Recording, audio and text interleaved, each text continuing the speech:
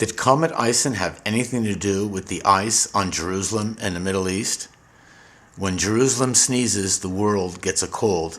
This is an analysis of last week's news in brief. Israel have signed an historic water-sharing agreement at the headquarters of the World Bank in Washington.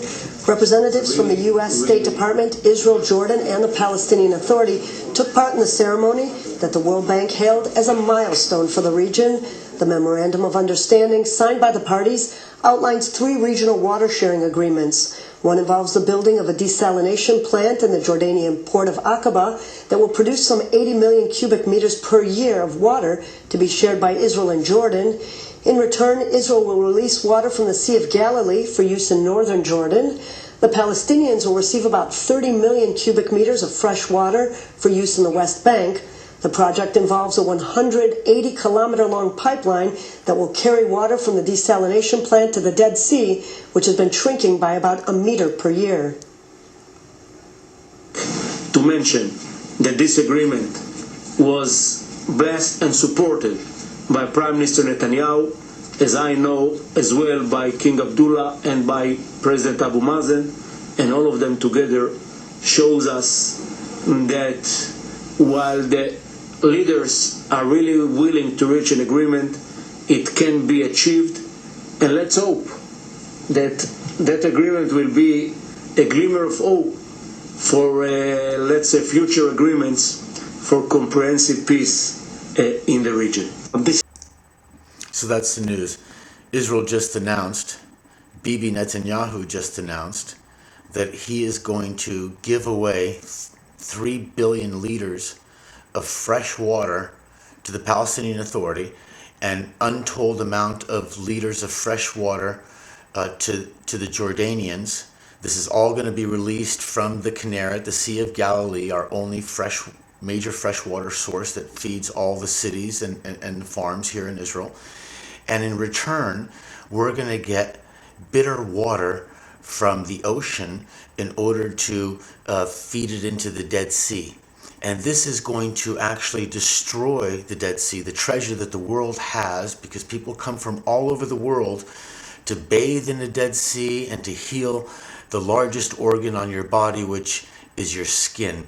And so what is happening here is a crime against the people of Israel.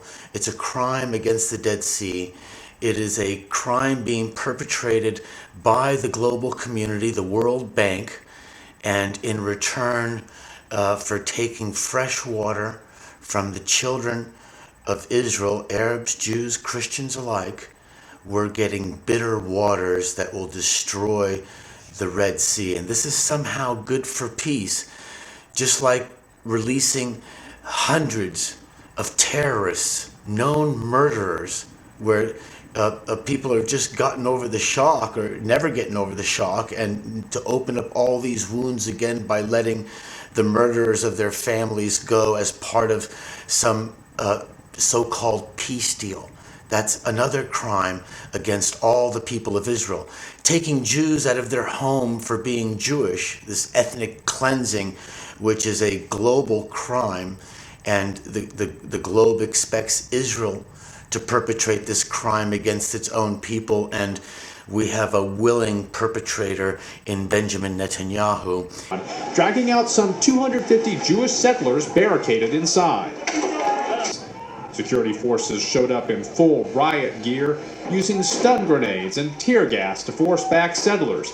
The house was taken by surprise during an operation lasting about 20 minutes. The settlers moved into the house after claiming they bought it from a Palestinian, a sale not legally recognized in the city that is thought to be the burial site of Abraham, the shared patriarch of both Jews and Muslims. Lee Powell, The Associated Press. And with all the members of the government who sit idly by in the cabinet and talk about how terrible it is, and yet they sit there and do nothing and keep the government perpetrating and continuing on. They can collapse this government by all walking out, but they don't.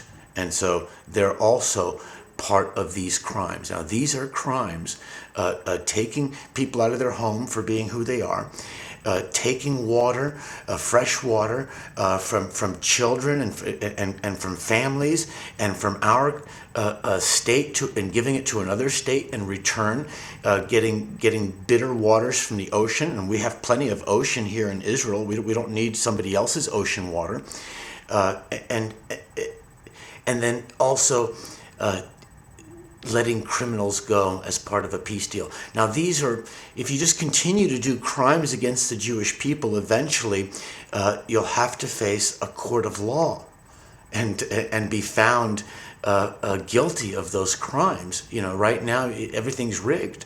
Everything's rigged by the Freemasons. And I'm going to call it for what it is. Don't use the word Illuminati. They like you to use that word because, you know, you don't know any Illuminatis, right? But the foot soldiers of all the secret societies are the Freemasons, and they're nothing but free at all. They're not free. They're bound in chains. And the people most afraid of Freemasons are other Freemasons. Yeah, you know who you are. In any case, spread the word. You know, the word in Arabic for somebody who commits all these things, it's called haram. And if you keep doing it, you're a harami.